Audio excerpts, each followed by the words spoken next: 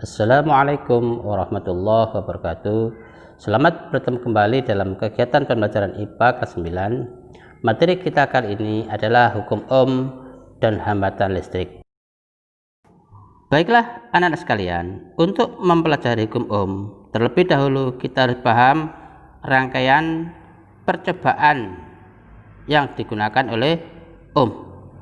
Nah, rangkaian percobaan Ohm terdiri atas baterai yang dihubungkan dengan kabel dan lampu, kemudian dipasang ampermeter yang digunakan untuk mengukur kuat arus, dan voltmeter yang digunakan untuk mengukur tegangan atau beda potensial.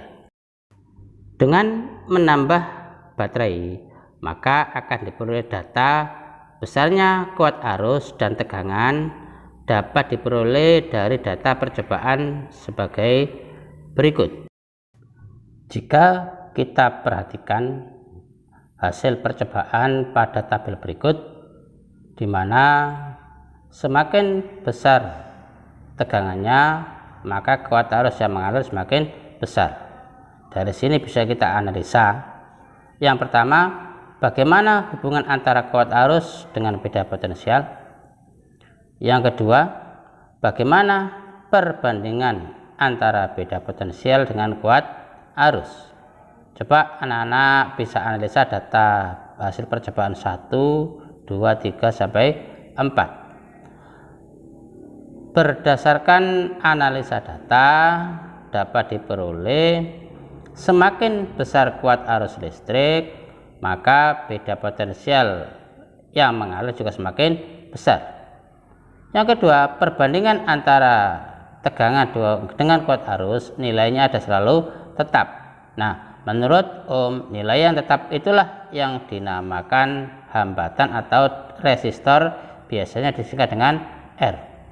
Dari sini Ohm membuat suatu hukum yang berbunyi besar kuat arus yang mengalir pada suatu penghantar besarnya sebanding dengan tegangan atau beda potensial dan berbanding terbalik dengan hambatannya. Secara matematis dirumuskan V sama dengan R kali I, atau I sama dengan V dibagi R, atau kalau mencari R sama dengan V dibagi I, di mana V adalah beda potensial atau tegangan, I adalah kuat arus, satuannya ampere, dan R adalah hambatan, satuannya ohm. Nah, R ini adalah volt per ampere. Nah, untuk mempermudah mempelajarinya, kita gunakan rumus segitiga seperti pada gambar, di mana V sama dengan I kali R. Kalau mencari I berarti V dibagi R, atas dibagi bawah. Kalau mencari R adalah V dibagi I, atas juga dibagi bawah. Ini adalah hanya sebagai metode di mana anak-anak biar mengingat rumus ini. Nah, anak-anak sekalian, selanjutnya perhatikan contoh soal berikut ini dan penyelesaiannya. Silakan disimak betul bagaimana perumusannya, penyelesaiannya bagaimana.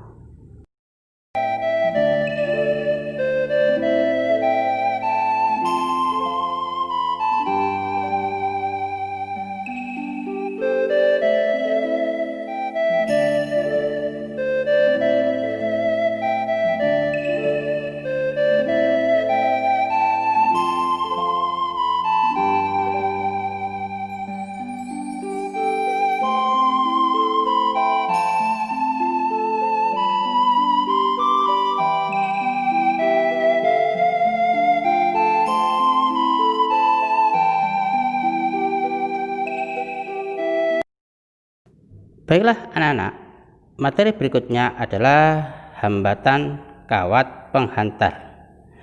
Besarnya hambatan kawat penghantar ditentukan oleh beberapa faktor. Yang pertama, panjang kawat.